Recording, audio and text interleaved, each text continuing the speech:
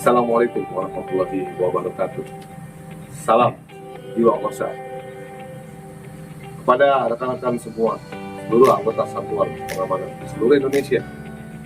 Kembali lagi bertemu dengan saya konten kali ini. Saya Suhendi. Pada konten sebelumnya saya sampaikan terkait awal sejarah terciptanya satuan pengamanan. Juga saya sampaikan sebelumnya tentang Undang-Undang Swakarsa, dalam hal ini Perpol 4 tahun 2020. Untuk konten kali ini, izinkan saya memberikan edukasi, pengetahuan, pemahaman kepada seluruh anggota satuan pengamanan dan umumnya kepada masyarakat sekitar, bahwa seorang anggota satuan pengamanan memiliki ketentuan sebelum dan saat melaksanakan tugas. Pada konten kali ini perlu kita ingat, sebagaimana diatur dalam Perpol 4 tahun 2020 tentang seorang anggota satuan pengamanan harus memiliki tubuh yang sehat, fisik yang kuat, sebelum mempersiapkan diri kita dalam melaksanakan tugas. Seorang satuan pengamanan diharuskan untuk berolahraga, makan makanan yang sehat. Olahraga bisa kita lakukan di lokasi rumah kita sendiri ataupun di tempat tugas kita dengan waktu-waktu tertentu yang biasanya dilaksanakan bersama dengan kelompok atau tim di tempat kita bekerja. Seperti kita laksanakan lari pagi bersama, melaksanakan samaptaan, bahkan biasanya sebuah tim anggota satuan pengamanan melaksanakan penilaian kesamaptaan.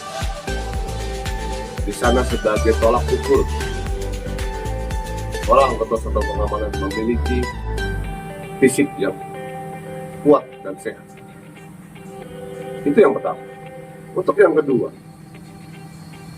sebelum melaksanakan tugas, baik lagi sebagaimana diatur dalam Perpol 4 tahun 2020 dalam penggunaan seragam.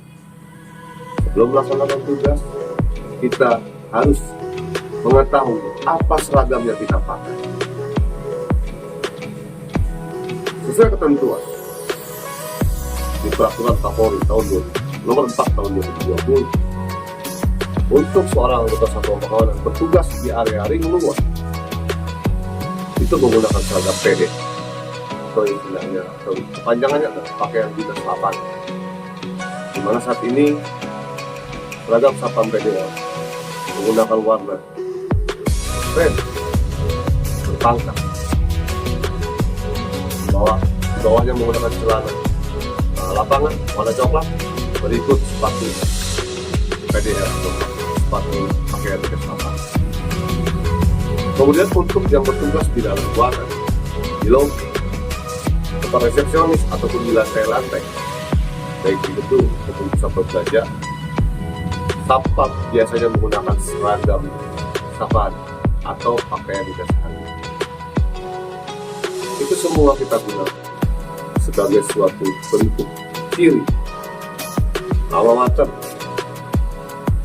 sebagai anggota satuan pengamanan di Republik Indonesia yang kita cintai. Dan itu semua tidak main-main. Itu semua ada ketentuan dan undang-undang yang saya sampaikan di Peraturan Kepolisian nomor 4 tahun 2020. Silakan teman-teman saya. Seorang anggota satuan pengamanan wajib mengetahui. Supaya apa? Supaya tidak salah menggunakan seragam pada saat bertugas.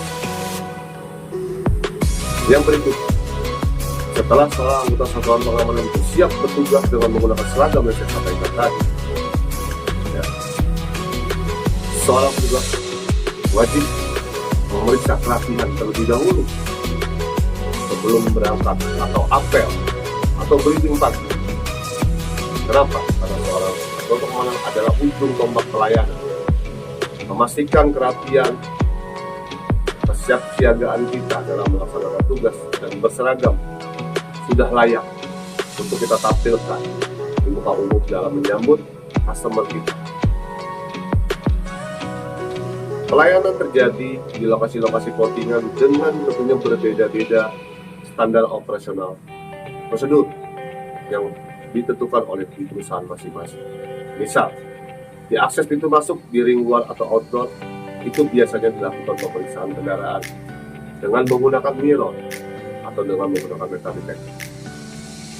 Kemudian untuk diakses lobi-lobi masuk, lobi-lobi entrance, baik itu di perkantoran maupun di pusat perbelanjaan, itu biasanya SOP yang dilakukan adalah menggunakan metal detector untuk melakukan pemeriksaan tas, baik para customer, pengunjung ataupun karyawan yang masuk melalui lobi-lobi entrance. Kemudian, setelah kita melaksanakan standar prosedur yang dilakukan atau ditentukan oleh perusahaan masing-masing, dan tentunya kita harus benar-benar baik dalam melayani, ramah, sopan, jangan lupa salam dan senyum harus kita berikan kepada para customer dan karyawan, agar sapam tidak lagi dipandang sapam yang arogan, tidak lagi dipandang sapam yang cuek atau angker, tapi lebih kepada sapam yang bersahaja, sopan, santun dalam melaksanakan tugas dan menghadapi menyambut customer, karyawan atau tamu di lokasi tempat kita.